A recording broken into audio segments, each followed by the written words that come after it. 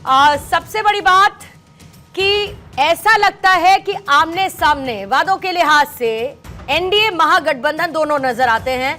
जितना भी चुनावी शोर बाकी चीजों को लेकर मचा हो पहले, लेकिन अब ऐसे लगता है कि सबसे बड़ा मुद्दा रोजगार है और उसकी झलक साफ साफ दोनों के ही जारी किए गए घोषणा पत्र में साफ दिखती है। लेकिन विपक्ष ये पूछ रहा है एनडीए से कि भाई पिछले वादे तो बताओ, कितने पूरे किए, या एक बार फिर से वादों की झड़ी लगा दी? रिपीट मोमेंट क्यों है ये एनडीए का? हमको आपको बताना चाहेंगे कि हमने वायदे पूरे किए हैं और आगे भी पूरा करेंगे, और यही विश्वास जनता को है। बिहार की जनता को ये भरोसा है, इसीलिए जमीन पर अगर जाती हैं तो आपको पता चलेगा कि महिलाएं भी हमारे साथ हैं, किसान भी हमारे साथ हैं, नौजवान भी हमारे साथ हैं। जहां तक आपने रोजगार के मुद्दे की बात की, तो रोजगार के मुद्दे पर जरूर बात है कि उधर से भी तेजस्वी प्रण किया गया। सिर्फ एक व्यक्ति का प्रण है, हमारी तरफ से संकल्प है और पूरे एनडीए का ये संकल्प है कि हम 1 करोड़ लोगों को रोजगार देने वाले हैं, 1 करोड़ नौजवानों को रोजगार देंगे। 50 लाख लोगों को रोजगार दिया है हमने पिछले 5 साल में। आंकड़ा कहता है कि 38 लाख के आसपास लोगों को नौकरी रोजगार दिया और लगभग 12 लाख लोगों को सरकारी नौकरी या कहीं ना कहीं नौकरी में हमने एडजस्ट किया है और आगे करेंगे। और उसके लिहाज से प्रतिभा जी सबसे इंपॉर्टेंट चीज ये है कि आपका ब्लूप्रिंट है कि आप कैसे करेंगे। हर जिले में आप मेगा स्किल सेंटर खोलेंगे, लोगों को स्किल्ड बनाना है, ऐसा नहीं है खाली हवा में बातें की जा रही है। उसके अलावा आप फैक्ट्री खोलने की बात कर रहे हैं, हर जिले में फैक्ट्री खोली जाएगी, साथ साथ नए औद्योगिक सेंटर्स खोलने की बात की जा रही है। तो तमाम सारी बातें हम कर रहे हैं। देखिए, बेसिक इंफ्रास्ट्रक्चर हुआ है और आरजेडी ने 15 साल में जितना बेड़ा गर्क किया था बिहार का, उसको सुधारने में, कहते हैं ना कि बिगाड़ने में समय नहीं लगता है, बनाने में वक्त लगता है। तो 15 साल में बिहार को इतना नीचे ले गए कि उसको बनाते बनाते अब 20 साल लगा है और अब कहीं ना कहीं पटरी पे, सड़क पटरी पे आ गई है। बिहार प्रदेश पटरी पे है और मैं कहता हूं बार बार कि रनवे पे है, अब फ्लाइट उड़ने वाली है। मतलब बिहार का विकास की रफ्तार जो है, रफ्तार पकड़ चुका है बिहार और अब उड़ने वाला है। तो वैसी स्थिति है जिसमें इंडस्ट्री भी होगी, जहां किसानों का ख्याल भी रखा जाएगा। 6,000 से बढ़ाकर 9,000 किसानों को जो किसान सम्मान निधि की बात की जा रही है, महिलाओं को 10,000 उनके अकाउंट में भेजा जा चुका है और उनके बिजनेस के लिए कि वो अपने आप को एस्टेब्लिश करें। महिलाएं, आप जीविका दीदी अगर बिहार में आएंगी, आप गांव में घूमेंगी, तो आपको पता चलेगा कि महिलाओं को कितना मजबूत किया है इस सरकार ने, मोदी और नीतीश की सरकार ने। महिलाएं कितना मजबूत अपने को गर्वान्वित महसूस करती हैं इस राज्य में, क्योंकि उनको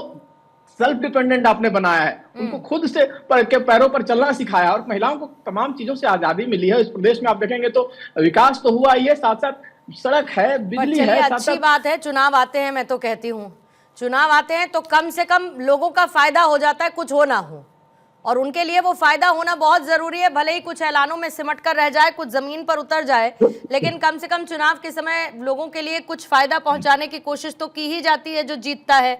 अरुण कुमार यादव साहब, तेजस्वी एक नई राजनीति कर रहे हैं, तेजस्वी प्रण निकाला गया है। बार बार एनडीए ये कहता है भाई व्यक्ति विशेष कब से आपका घोषणा पत्र होने लगा जिसमें आप एक ही व्यक्ति का नाम रखते हुए प्रण लेते हुए नजर आ रहे हैं। रोजगार, ओपीएस, युवाओं की आवाज, ये सब कुछ बात हो रही है आप लोगों के संकल्प पत्र में। लेकिन सवाल ये पूछा जा रहा है कि तेजस्वी का जोश लोग ज्यादा पसंद करेंगे या नीतीश कुमार का तजुर्बा ज्यादा पसंद करेंगे? क्योंकि एक विश्वास बना है नीतीश कुमार के द्वारा जनता के बीच में। तो ऐसा क्या होगा आपके इस घोषणा पत्र के जरिए कि जनता मजबूर होगी आप पर भरोसा करने के लिए और सरकार बनाने में मौका देने के लिए? देखिए पूर्णिमा जी, आप तो जानते हैं 2 दशक से बिहार में नीतीश जी सरकार में है, नीतीश कुमार जी मुख्यमंत्री हैं। 17-18 साल से भारतीय जनता पार्टी भी नीतीश जी के साथ है। 11 साल से केंद्र में भी इनकी सरकार है। कह सकते हैं बिहार में डबल इंजन की सरकार 11 साल से। और लोग कहते हैं, आप लोग भी कहते हैं कि डबल इंजन की सरकार में तीव्र गति से विकास होता है।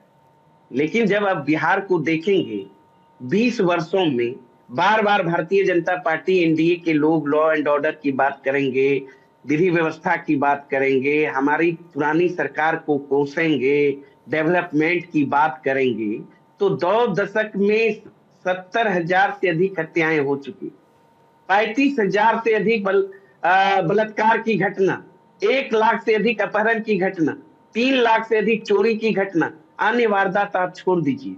बिहार की राजधानी पटना है, पटना कैपिटल, क्राइम कैपिटल बन गया है। यह स्थिति है बिहार की। और आपने देखा ये चुनाव आचार संहिता लागू है और आपने देखा किस तरीके से एनडीए के एक बाहुबली प्रत्याशी अनंत सिंह के द्वारा एक सामाजिक कार्यकर्ताओं की गोली मारकर दिनदहाड़े हत्या कर दी गई। यह माहौल है। अगर नीति आयोग का रिपोर्ट आप देखेंगे विकास के मामले में, साक्षरता दर में अंतिम पैदान पर, निवेश के मामले में अंतिम पैदान पर, प्रत्येक व्यक्ति आय के मामले में अंतिम पैदान पर, एक नंबर में कहां बिहार है?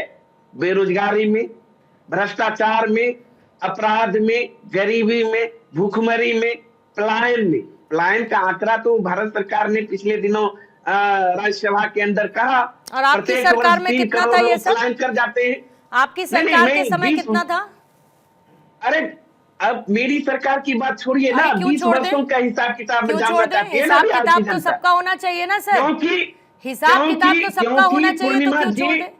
पूर्णिमा जी, क्योंकि इन लोगों ने बिहार की जनता को बरगला कर गरीबों की शासन जो थी, हम लोगों की सरकार दिग्भ्रमित कर अपना शासन स्थापित करने का काम किया। तो बताना पड़ेगा ना, बिहार को विशेष राज्य का दर्जा क्यों नहीं मिला, विशेष पैकेज क्यों नहीं मिला, बंद पड़ी चीनी मिल क्यों नहीं चालू हुआ। यूपीए की जब सरकार थी, हमारे नेता लालू यादव जी रेल मिनिस्टर थे, तो तीन रेल कारखाना बिहार को देने का काम किया। 11 साल में आपने क्या दिया? केंद्र में आपकी सरकार है, बताइए, एक सुई की फैक्ट्री बिहार में नहीं लग पाई, इसका हिसाब कौन देगा? ठीक है, ये तो देंगे ही, तो जनता तो आंकड़े हिसाब मांगती है ना साहब। हाँ, बिल्कुल नहीं बिल्कुल मांगती है, लेकिन जितने आंकड़े आपने अभी इनके गिनाए, बीजेपी और जेडीयू के साथ मिलकर एनडीए के गिनाए, अपने समय की बेरोजगारी दर का भी जिक्र कर देते, क्या दिक्कत थी? अपने समय का कन्विक्शन रेट का भी जिक्र कर देते, कितने केसेस दर्ज ही हो पाते थे, इस बात का जिक्र कर दीजिए। जंगल राज को याद कर लीजिए रवि जी। नहीं, जब अरे भाई जब सर हिसाब किताब होगा तो फिर बराबरी पर होगा, हिसाब किताब होगा तो बराबरी पर होगा बिहार में, और जिसकी वजह से जवाब दे रहे हैं रवि जी, जवाब दे रहे हैं। फिर उसके बाद कुंवर अजय जी आपके पास आती हूँ, नीरज जी फिर आपके पास, रमनीश जी फिर आपके पास। रवि जी पहले जवाब देंगे। पूर्णिमा जी, मैं इनको बताना चाहता हूँ कि इनके जमाने में अपहरण एक उद्योग था, उद्योग नहीं लगता था, अपहरण एक उद्योग था, फिरौती एक। अरे इधर उधर की बात मत कर यार, ये तो मुख्यमंत्री दफ्तर से जो अपहरण का उद्योग था मुख्यमंत्री के कार्यालय से चलाया जाता था, और यही फिल्में बनती थी। बिहार का आईना दिखाने के लिए जानना चाहती है आपने 20 साल में क्या किया, 11 साल से केंद्र में सरकार है, क्या किया? बिजली है, आपने प्रत्येक वर्ष 2 करोड़ नौकरी का वादा किया था, क्यों नहीं दिया?